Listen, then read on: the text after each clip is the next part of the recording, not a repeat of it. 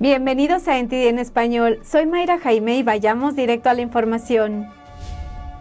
Los brasileños saldrán a las urnas mañana domingo para elegir a su próximo presidente. El editor en jefe de The Epoch Times en Brasil nos cuenta cómo estas elecciones podrían afectar a Estados Unidos. Y el caucus hispano en el Congreso rechazó a la congresista Mayra Flores. La representante acusa al grupo por su actitud hacia las latinas. El expresidente Donald Trump realizó un mitin en Texas y el tema central fue sobre la inmigración ilegal. Explicó por qué compara la inmigración con una invasión.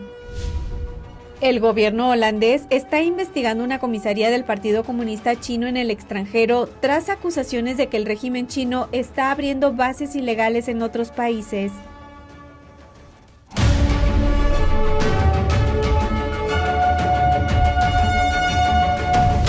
Brasil estará eligiendo presidente este fin de semana. El actual presidente Bolsonaro lidera uno de los últimos gobiernos de derecha en Sudamérica y analizamos a su contrincante Lula. Luis Inácio Lula da Silva, más conocido como Lula, desafía al presidente Jair Bolsonaro en las elecciones presidenciales de este año. Lula, que pertenece al Partido de los Trabajadores, fue presidente de Brasil de 2003 a 2011. Él y el Partido de los Trabajadores se vieron envueltos en dos grandes escándalos de corrupción en los últimos años. Lula acabó encarcelado por cargos de corrupción, pero finalmente fue liberado. NTD habló con Paulo Figueiredo, un comentarista político y periodista de uno de los mayores medios en Brasil. Dijo que los jueces que sacaron a Lula de la cárcel fueron en su mayoría nombrados por el propio Lula o por el Partido de los Trabajadores. Invalidaron todos sus juicios y se suponía que iba a ser juzgado de nuevo, pero según la ley brasileña era demasiado viejo para ser castigado por estos crímenes, así que salió libre.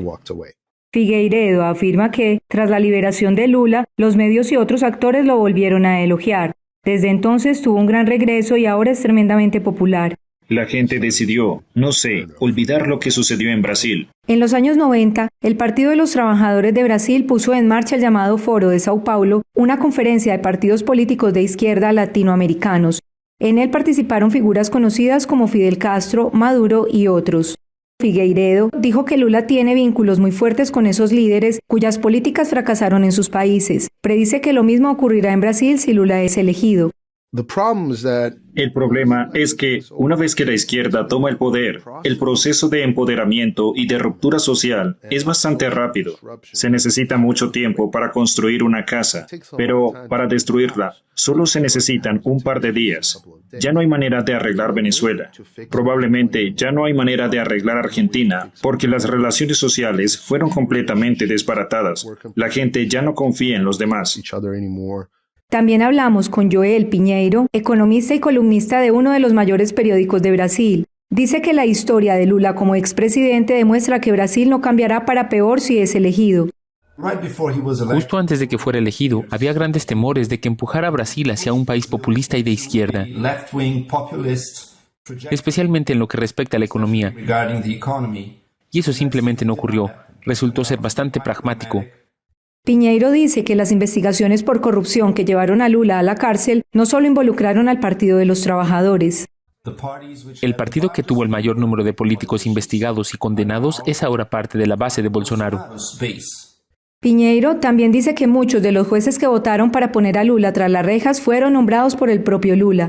La segunda vuelta de las elecciones presidenciales en Brasil tendrá lugar este domingo. Y continuando con las elecciones presidenciales de mañana domingo en Brasil, ¿cómo afecta esto a los Estados Unidos? ¿Qué podría pasar con los Estados Unidos si Brasil cambia de presidente? Nuestro reportero habló con un experto para obtener más información. El candidato presidencial de izquierda, Luis Inácio Lula da Silva, más conocido como Lula, es el contendiente del actual presidente Jair Bolsonaro para asumir el cargo de jefe de Estado de Brasil.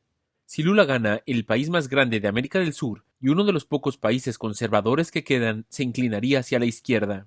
Los regímenes de izquierda ocuparán casi todos los países desde el extremo sur de Sudamérica hasta la frontera de Estados Unidos con México. Marcos Schottges es el director en jefe de The Epoch Times Brasil. Dice que los movimientos socialistas y comunistas en la región podrían fortalecerse si Lula gana, porque este los financiará como hizo en el pasado.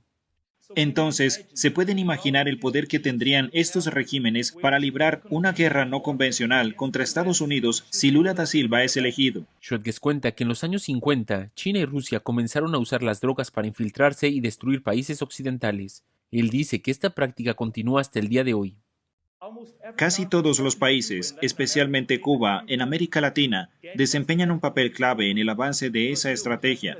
Brasil ha sido un jugador central en la exportación de drogas. Tiene puertos y rutas que se han utilizado para llevar drogas a Estados Unidos, para llevar drogas a Europa e incluso para llevar migrantes a la frontera con Estados Unidos. Entonces, con Lula en el poder, tendríamos un gobierno alineado con todos los regímenes que han estado haciendo que eso suceda. Alguien que fue amigo personal de Fidel Castro. También está el tema de los minerales de tierras raras que se utilizan para hacer muchas cosas, desde aviones de combate hasta microchips. Brasil tiene alrededor del 17% de los minerales de tierras raras del mundo. Rusia tiene el 18% y China el 44%. Schultz dice que Lula acercaría a Brasil a China, lo que afectaría negativamente a Estados Unidos. Estados Unidos tendría menos acceso a recursos estratégicos y los minerales de tierras raras son solo un ejemplo.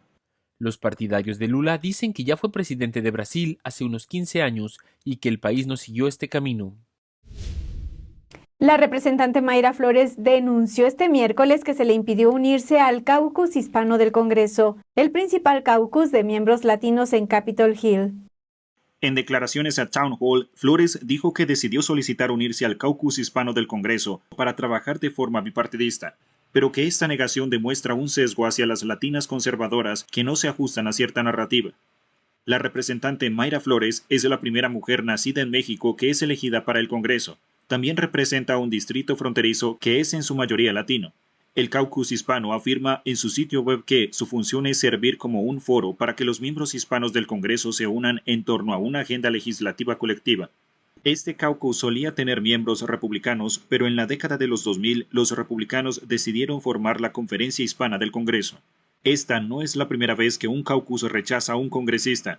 El año pasado se le impidió al representante republicano Byron Donalds unirse al caucus negro presuntamente por razones partidistas.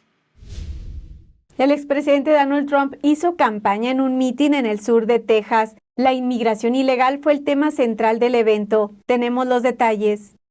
El sábado, el expresidente Trump habló en un mitin en Robstown, Texas. Su enfoque principal al dirigirse a los tejanos del sur fue la inmigración ilegal. Trump culpó principalmente al presidente Biden y a su administración por lo que Trump llama borrar nuestra frontera sur.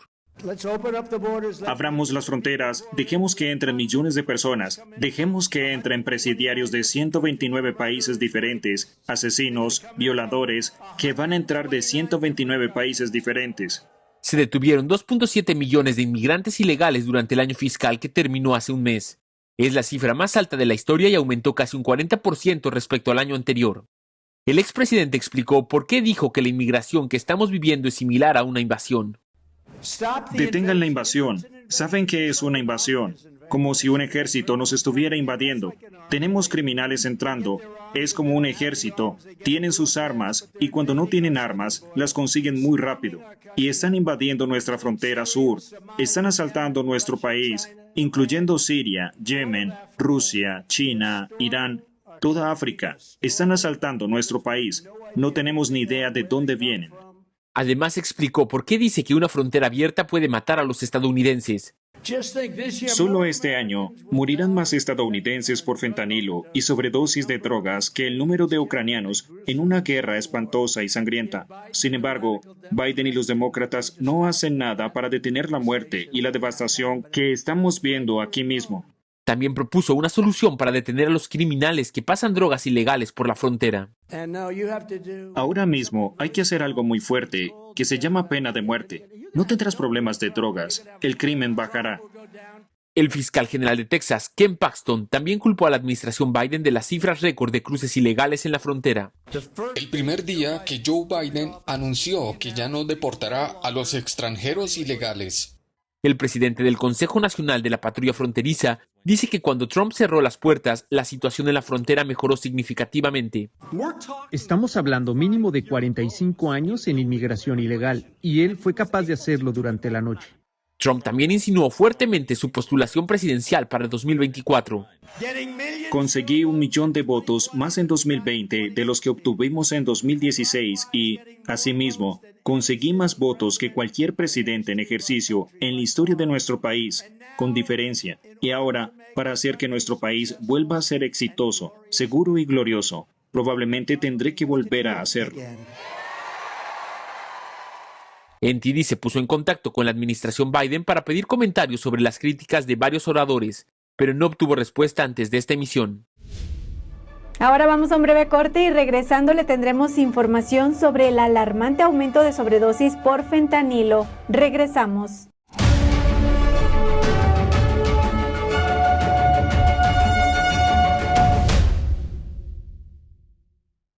Saludos desde En Primera Plana de NTD, el lugar donde buscamos respuesta a tus preguntas, donde tocamos los temas que importan, que impactan nuestras vidas, y no solo vamos a tocar la superficie. Nuestra misión es que tú entiendas profundamente lo que está ocurriendo en nuestras comunidades. Estamos aquí para que no te pierdas lo importante. Míranos en YouTube y en Epoch TV de The Epoch Times en español de lunes a sábado a las 10:30 de la noche, hora del este. Te esperamos. Hasta pronto.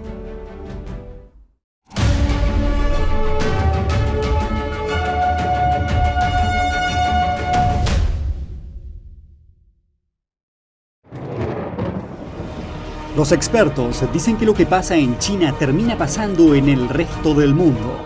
Pero ¿qué pasa en China realmente? Pocos se animan a contarlo. Censura y ocultamiento, persecución de creencias, vigilancia extrema y crédito social. Mírelo antes en China en Foco y entérese de primera mano de noticias que le gustaría saber antes que nadie. Mírenos en YouTube y en Epoch TV del Epoch Times en español, de lunes a viernes a las 7 de la tarde, hora del este.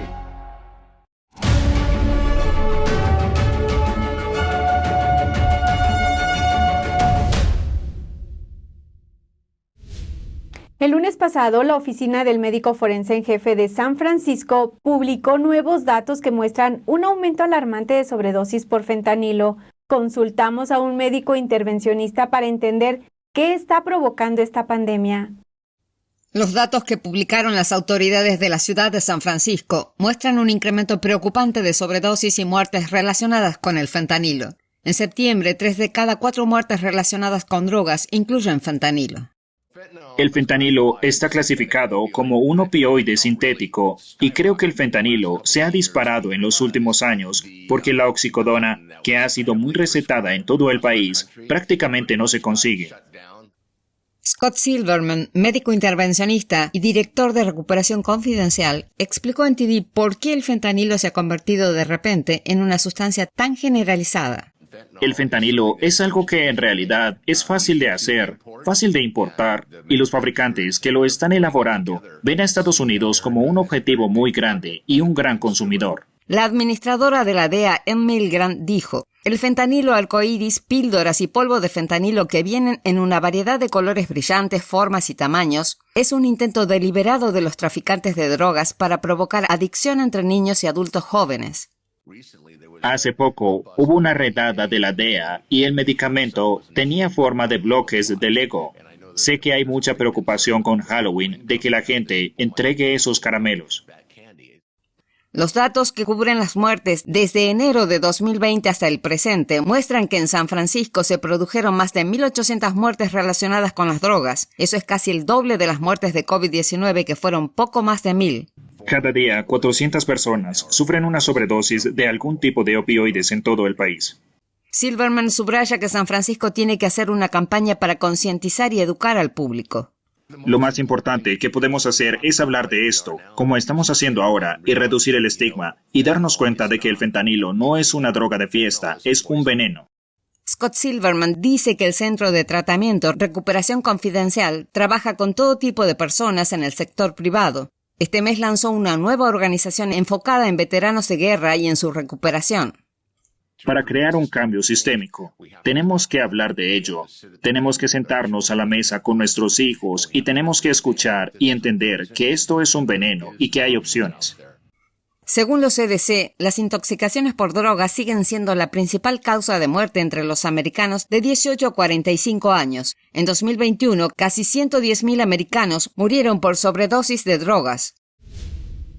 El Pentágono publicó su informe anual sobre suicidios en las Fuerzas Armadas. Las cifras son esperanzadoras, pero sigue siendo parte de una tendencia a la alza en los últimos 10 años. Tenemos la historia. El informe del Pentágono sobre suicidios en el ejército muestra que 519 militares se quitaron la vida en 2021. Eso es 63 menos que en 2020, cuando 582 miembros del servicio se suicidaron. Aunque la disminución parece alentadora, las cifras forman parte de una tendencia al alza de los suicidios en los últimos 10 años entre los militares en servicio activo. La psicóloga doctora Jean Cirillo explicó que las experiencias de alto estrés pueden tener no solo un efecto psicológico duradero, sino también un efecto fisiológico. Se trata de personas que pasaron por un estrés militar de larga data, día tras día, estando en las trincheras, sin saber cuándo van a caer en una mina terrestre y sin poder dormir, a menos que escuchen helicópteros por encima, porque esa es su única protección. Su cerebro es diferente del llamado cerebro normal, que no tuvo este tipo de trauma. Y dijo que estas diferencias pueden verse en los escáneres cerebrales. Cirillo explicó que los militares activos que decidan buscar ayuda para sus problemas mentales deberían poder desahogarse a diario con consejeros y terapeutas licenciados, sin ningún prejuicio, sin tener que estar de baja y sin tener que perder sus armas de fuego. Mucha gente siempre intentó ocultar los problemas de salud mental. Sin embargo, cuando alguien tiene que responder a una situación de emergencia, a menudo sí acuden a asesoramiento por propia voluntad, o si se lo envían, le quitan su arma de fuego, lo quitan del servicio activo, que es exactamente lo contrario de lo que quieren. El secretario de Defensa, Lloyd Austin, parece adoptar un enfoque diferente con los militares, como se ve en la página de prevención del suicidio del sitio web del Pentágono. En los momentos difíciles de la vida, todo el mundo necesita tiempo y espacio entre las emociones fuertes y el acceso a elementos letales. Las investigaciones sugieren que el fácil acceso a las armas de fuego aumenta el riesgo de morir por suicidio entre 4 y 6 veces. Así que usa un control de gatillo o una caja fuerte para armas de fuego. Y añadió esto. Desgraciadamente, todavía hay un estigma persistente en torno a pedir ayuda, así que todos nosotros tenemos que dar un paso adelante. Todos podemos escuchar atentamente, todos podemos recordar a nuestros amigos y familiares y colegas que no están solos. Y todos podemos poner de nuestra parte para prevenir el suicidio. Si usted o alguien que conoce está contemplando el suicidio, puede llamar o enviar un mensaje de texto al 988 para conectarse con la línea de vida para el suicidio y la crisis. Un juez decidió que una pastelera que se negó a diseñar un pastel de boda del mismo sexo no tendrá que traicionar sus creencias religiosas. La decoradora de pasteles se enfrentaba a una posible orden judicial que la habría obligado a hacer el pastel. Nos habla el abogado principal del caso. Una corte de California falló a favor de una pastelera que se negó a hacer un pastel de boda para una pareja de lesbianas porque violaba sus creencias cristianas. Si el juez no hubiera fallado a su favor, estaría obligada a hacer pasteles de bodas para personas del mismo sexo. Creo que es importante tener en cuenta que la Corte no está diciendo que no hay que servir a los homosexuales. Esa es la forma en que la oposición quiere darle la vuelta. Hablamos con Charles Lemandry de la Sociedad Thomas More. Fue el abogado principal de Kathy Miller, la pastelera que se negó a hacer el pastel de boda del mismo sexo, alegando su fe. Es alguien a quien se le pide que exprese un mensaje a través de su trabajo, así que no se puede no servir a los homosexuales, al igual que no se puede no servir a una persona de una determinada religión o de una determinada raza. En un restaurante o en cualquier otro lugar hay que hacerlo. Por supuesto, una ley protege eso, pero cuando se trata de hablar, no puedes obligar a alguien a decir un mensaje con el que no está de acuerdo, y eso incluye la creación de una obra artística. Según las leyes antidiscriminatorias de California, la Corte sostuvo que no era discriminatorio que Miller siguiera su conciencia. Tenía derecho a negarse a hacerlo, ya que había otro pastelero que estaba encantado de hacer pasteles para esas bodas. Lemandry dijo que cuando se supo la noticia, la pareja recibió el pastel de boda gratis y se convirtieron en celebridades en la comunidad gay. Nuestro cliente, en cambio, recibió cientos de llamadas telefónicas muy negativas. Enviaban pornografía gay a sus ordenadores. 3 de sus empleados renunciaron en las primeras 2 semanas debido a las amenazas. Uno de sus empleados fue atacado cuando salía del negocio por la noche, justo después de recibir avisos de que no serían atacados. Así que fue una experiencia horrible para la cliente durante 5 años, pero sintió, por una cuestión de conciencia, que tenía que llevar esto hasta el final, no solo por sus propios derechos, sino por los de todos los estadounidenses. Continuó diciendo que este caso es un ejemplo que muestra a la gente que tiene que defender sus derechos. Una parte importante en la experiencia de vida humana es el aprendizaje en todas sus formas, pero eso no nos libra de los conflictos. Este fue uno de los temas que se abordaron en el Congreso Mundial de las Familias en México. Hablamos con varios expertos que hablaron sobre el manejo de los conflictos dentro de la familia y cómo evitar dañar a seres queridos.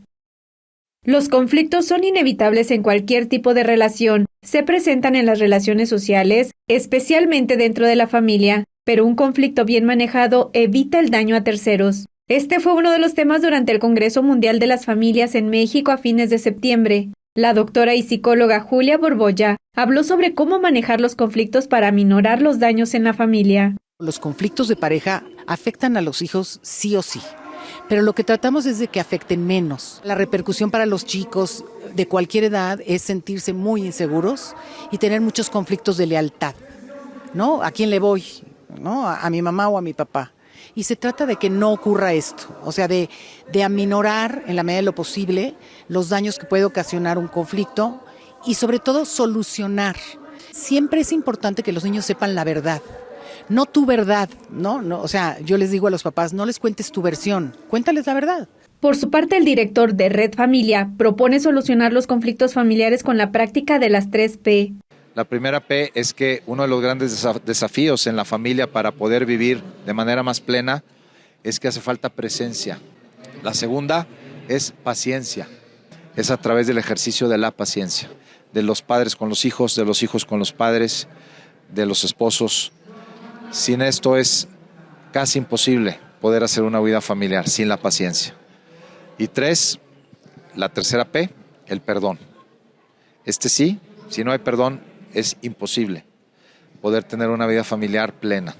Por su parte, Tomás Melendo, presidente de EduFamilia, dijo que cuando existen problemas en el plano personal y familiar, uno tiende a culpar al ambiente o a la sociedad.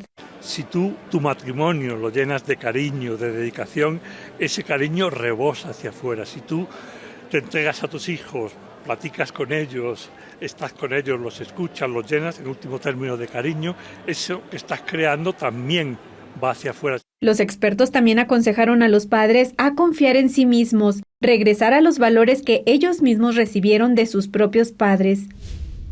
Vamos a un breve corte, pero antes quiero recordarle que se suscriba a nuestro canal de NTD en español y active la campanita para recibir las notificaciones. Suscríbase a Epoch TV si aún no lo ha hecho ingresando a es.theepochtimes.com, donde encontrará el mejor contenido en español y sin censura. Regresamos.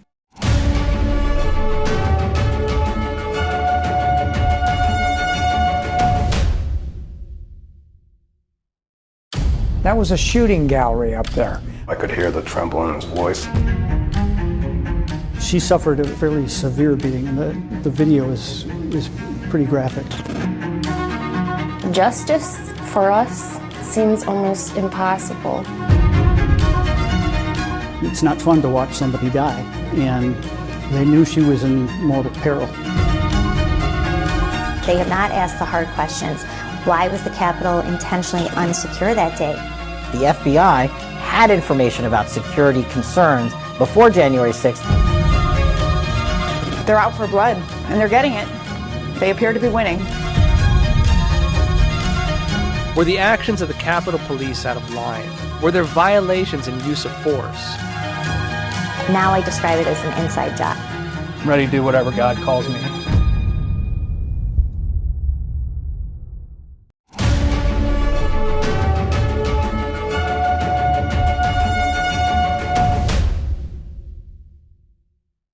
Creo que informarse de verdad es más que solo conocer los hechos, es investigar, es buscar la verdad para ser libre. ¿Quieres saber más? ¿Quieres llegar a la fuente? Venga con nosotros al Descubierto, un programa donde no solo compartimos las noticias, sino que también vemos los hechos desde diferentes ángulos y de manera imparcial. Suscríbase gratuitamente a nuestro canal Al Descubierto y usted podrá tomar una decisión informada. Lo esperamos de lunes a viernes en YouTube y en Epoch TV, 19:30 hora del Este.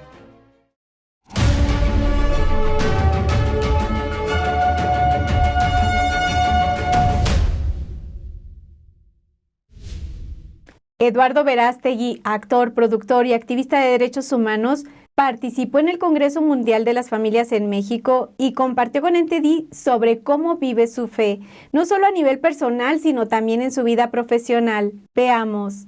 Eduardo Verástegui, reconocido actor y productor cinematográfico, es el presidente del movimiento Viva México, una organización que busca unir y potenciar esfuerzos a favor de los derechos humanos. Verástegui compartió con NTD sobre cómo vive su fe a través de su participación en proyectos enfocados en promover valores humanos. Bueno, haciendo cine con valores, desde que le hice una promesa a Dios de trabajar solamente en proyectos con valores, proyectos que cuando la gente los vea se vayan inspirados, queriendo amar más, perdonar más, quejarse menos. Entre algunas de sus producciones se encuentran Bella, una película pro vida, y El Gran Pequeño o Little Boy, que habla sobre la importancia de la familia y la fe.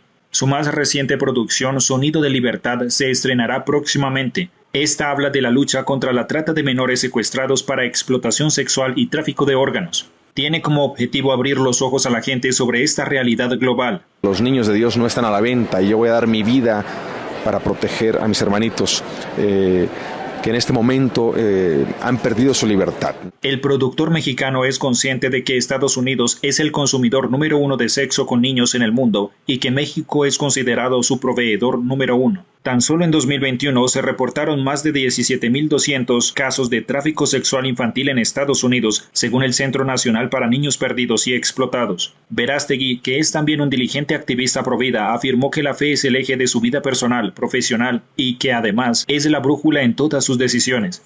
Y así es toda la vida hasta que uno muere, ¿no? Convertirte en la mejor versión de tu persona, alcanzar esa santidad a la cual Dios te llama, es un trabajo de todos los días. Cualquier otra cosa que no te lleve al cielo es una distracción.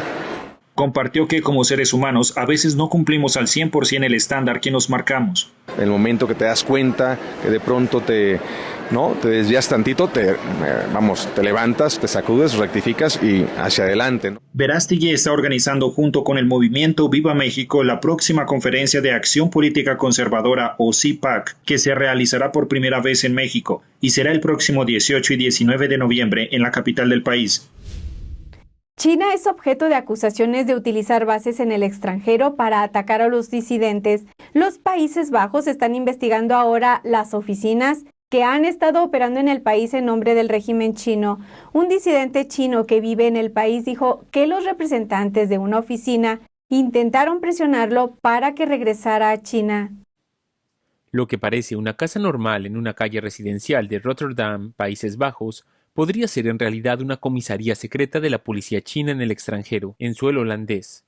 El gobierno holandés dijo esta semana que está investigando si el Partido Comunista Chino ha establecido 2 de estas oficinas en el país. Esto es consecuencia de un informe de la ONG Safeguard Defenders, con sede en España, que descubrió que el régimen chino ha establecido docenas de comisarías de este tipo en todo el mundo. El objetivo de estos centros clandestinos es que el Partido Comunista Chino reprima las críticas de las comunidades de expatriados. El Ministerio de Asuntos Exteriores holandés dijo que el régimen chino nunca les informó sobre las oficinas, lo que las convierte en ilegales. La información sobre los puestos de avanzada puso de manifiesto la preocupación por el modo en que el Partido Comunista Chino socava las instituciones democráticas y el Estado de Derecho en el extranjero. Huang Xingyu es un disidente chino que vive en los Países Bajos, dijo que los representantes de la oficina habían intentado presionarlo para que regresara a China, como parte de una campaña de acoso más amplia. Hace unos meses me llamó un número holandés. Dijo que era de Rotterdam, del servicio de policía chino en el extranjero, y quería hablar conmigo. Willeman Ertz es una investigadora del Instituto de Seguridad y Asuntos Globales de Leiden.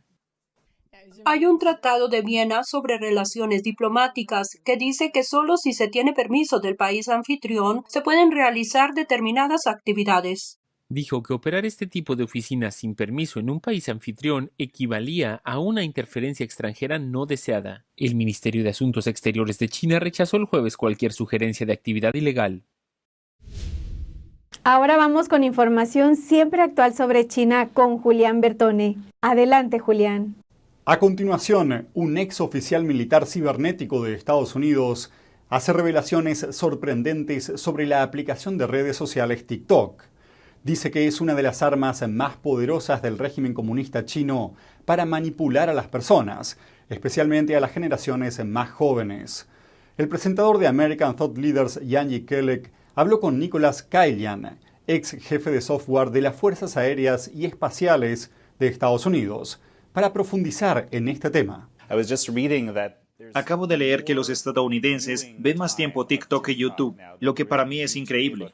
Para mí, lo que usted dice sobre TikTok es que es potencialmente el arma más poderosa de manipulación masiva y desinformación jamás creada por el PSC.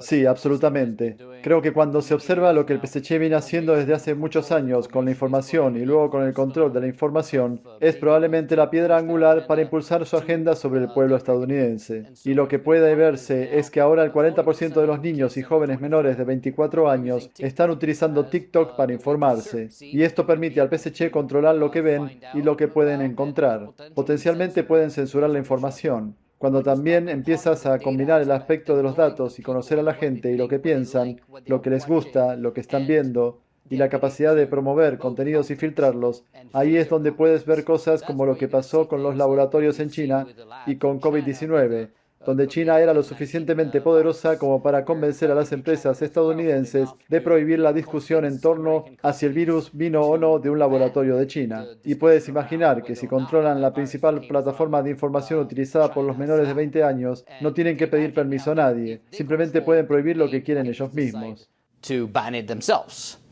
En cuanto a la recopilación de esta información, hay todo tipo de usos posibles. Usted habló de un sistema de suplantación. Usted habló de un sistema de suplantación. Se refiere a que básicamente tiene nuestros datos biométricos, los que usamos para acceder al teléfono y demás. Así que en el futuro, sin tener que pasar por TikTok, alguien puede tener los medios para hacerse pasar por nosotros. ¿Es eso lo que estás diciendo? Sí, es decir, es multifacético. Puedes pensar en la capacidad de infiltrarse en empresas. Digamos que quieres robar alguna tecnología de una empresa estadounidense. Vas a ser capaz de saber exactamente lo que les gusta a los empleados de la empresa, lo que escuchan, los libros que leen, ¿no? Entonces puedes hacerte amigo fingiendo los mismos intereses. Puede tratarse de un grupo de inteligencia que se acerca a estas personas para tener una relación más profunda, gracias a la información que tienen reunida, ¿verdad? Esto realmente les permite, como una comunidad de inteligencia, tener acceso a casi todo acerca de usted, y la prioridad, en un 40%, apunta a Estados Unidos. No creo que exista ningún otro tipo de tecnología capaz de reunir este tipo de volumen de información sobre las personas para poder identificar a individuos y acompañar a ataques cibernéticos. Ahora, como usted dijo, se puede recopilar rasgos faciales y huellas de voz que literalmente pueden usarse para falsificaciones profundas, como vídeos falsos de personas con su voz y con su cara diciendo cosas que nunca dijeron. Y esto podría utilizarse para muchos propósitos. Pueden tomar todos los contactos de tu teléfono, entrar a todas las aplicaciones instaladas. Potencialmente tienen acceso a tu biometría. Incluso pueden llegar a tus huellas digitales. Es decir, realmente tienen acceso a tu vida. Y si das un paso atrás y piensas en cómo usas tu teléfono en el día a día para el banco, para la salud, acceder a tu correo y todo lo que haces en tu teléfono hoy en día, estás dando efectivamente la totalidad de la información de tu vida al PSC. Entonces, ¿por qué es importante? Es muy importante porque este volumen de datos del que hablamos es lo que va a impulsar la próxima interacción de la inteligencia artificial y las armas de aprendizaje automático. Y no solo para los usos básicos de espiar a la gente, seguimiento, identificación facial y cosas por el estilo, sino que también para el desarrollo de la próxima generación de armas físicas reales. Hablando de enviar a ciudadanos chinos o naturalizados de Estados Unidos de vuelta a China, según la prensa china, entre abril de 2021 y julio de 2022, más de 230.000 ciudadanos de ultramar de diferentes países fueron devueltos a China a la fuerza. En los últimos años, el Partido Comunista Chino creó decenas de llamadas comisarías en más de 20 países. Una de ellas está situada en el corazón de la ciudad de Nueva York y está dentro de la sede de la Asociación Estadounidense Changle. Un periodista del canal en chino de NTD visitó el edificio, llevando una cámara oculta, y el personal de la asociación negó la existencia de la comisaría.